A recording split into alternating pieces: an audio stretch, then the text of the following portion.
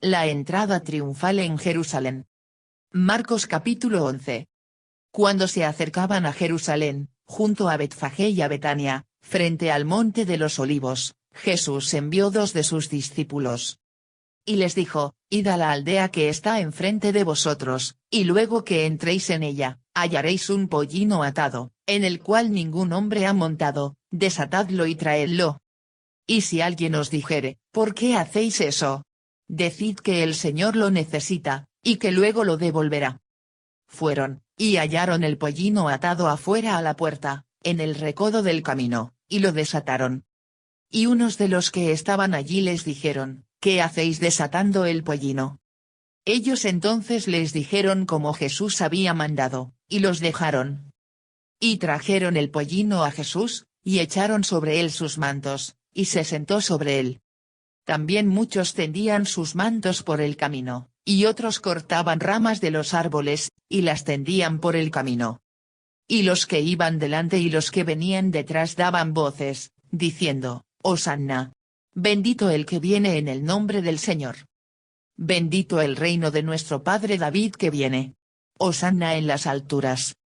Y entró Jesús en Jerusalén, y en el templo, y habiendo mirado alrededor todas las cosas, como ya anochecía, se fue a Betania con los 12. Comentario. Para las fiestas de Pascua, en primavera, se congregaban en Jerusalén miles de peregrinos, israelitas venidos del resto del país y judíos de las colonias del extranjero, triplicándose la población de la capital. Como la ciudad no podía absorber tal cantidad de personas, éstas se hospedaban, según sus lugares de origen, en las aldeas vecinas, que en los días de Pascua formaban lo que se llamaba el Gran Jerusalén. Betania y Betfagé, aldeas situadas al este de la capital, acogían a miles de peregrinos. El ambiente de Jerusalén en estos días de fiesta multitudinaria era de llamativa alegría. Durante todo el año, los peregrinos ahorraban para los gastos extraordinarios de aquellos días. Se comía mejor, se bebía mucho, se compraban regalos.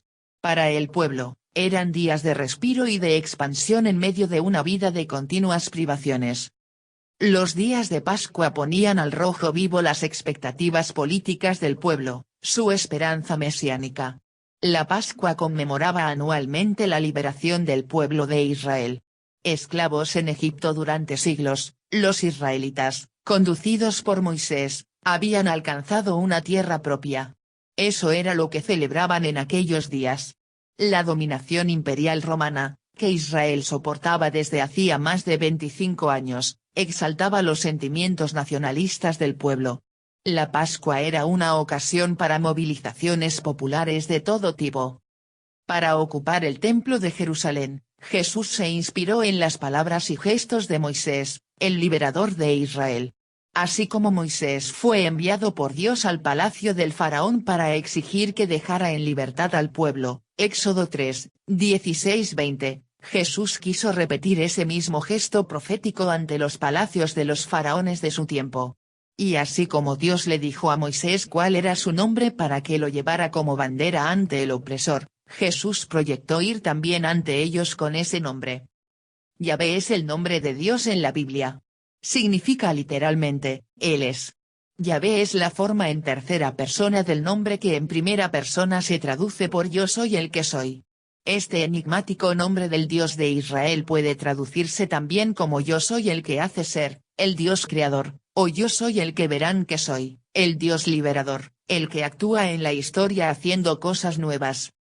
La palabra Hosanna con la que Jesús fue aclamado unos días antes de su muerte significa literalmente, sálvanos, por favor. Con ella se pedía a Dios ayuda para la victoria, Salmo 118, 25.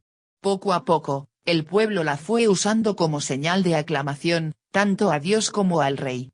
El empleo del Hosanna fue una confesión popular y masiva de que Jesús era el Mesías anhelado por el pueblo de Israel.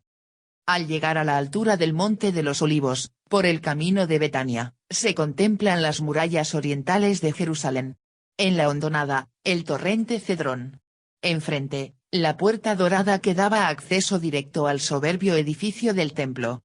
Esta puerta, una de las más hermosas de las que se abrían en las murallas, está hoy tapiada. Las viejas tradiciones judías dicen que volverá a abrirse solemnemente cuando llegue el Mesías y entre por ella a Jerusalén. Sectores del pueblo judío continúan todavía esperando la llegada del Mesías.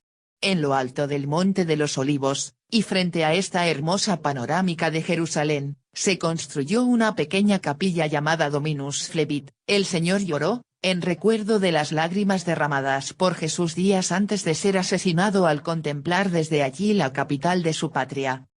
El llamado tradicionalmente Domingo de Ramos, con el que se iniciaron los últimos días de la vida de Jesús, fue un acontecimiento en nada parecido a una procesión ordenada, con palmas que se agitan pacíficamente al ritmo de cánticos religiosos.